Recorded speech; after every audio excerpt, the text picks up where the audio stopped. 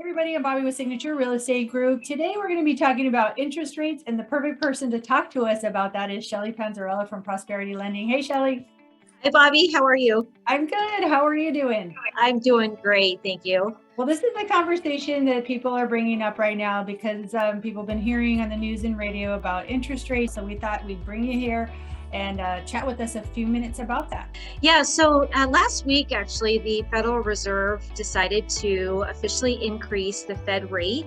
That's our short-term rate. So you may have heard in the news that they're going to increase it by about 0.25%, and they intend to do this throughout the year 6 or 7 times. So that number can actually get higher. We were currently going through COVID, we were currently at zero to 0.125. And so this would bring us to a quarter to 0.375 and then even higher than that. The short-term rates affects like your credit card rates, your student loans, or your car loans and things like that. The reason they've decided to increase the short-term rates is because of inflation. So this is one way that the Fed Reserve is actually going to affect slowing down the market, and really by increasing the rates, it slows down the movement of funds being transferred between the banks and such. And so you might see a little bit slower in like financing for short-term rates as well as for mortgage rates. Today, or leading into that though, our rates have actually increased, right? We started to see this increase at the beginning of the year because they had announced that they were going to be making these types of effects and impacts to the short-term rates. And so we're already seeing that.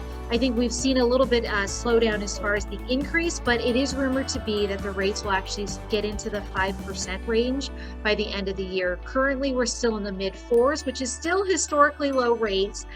But the decision for the Federal Reserve to do this is going to be an indication to try to slow down inflation. And then at the same time, a few months down the road, we should potentially see the mortgage rates to either slow down or not increase as quickly as they have over the last couple of months. Hopefully that makes sense, everyone. Yes, it does. And again, it is historically low. And I'm glad you brought that up, Shelly, because right before COVID, we were above 5% anyway. And people were actually refinancing then. Absolutely.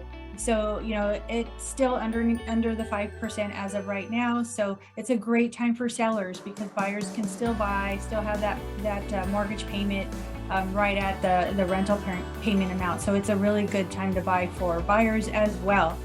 So you guys, you sellers out there, just take this little window of opportunity and be able to, get that house sold that you guys need. And you could downsize if you're moving out of state, that kind of thing. Give us a call, or we can walk you through that as well. If you have any questions on this or anything else about real estate or lending, give us a call, text us, email us, however you'd like to get a hold of us. We're here to help you in any way possible. And with that said, you guys make it a great day. Bye. Bye.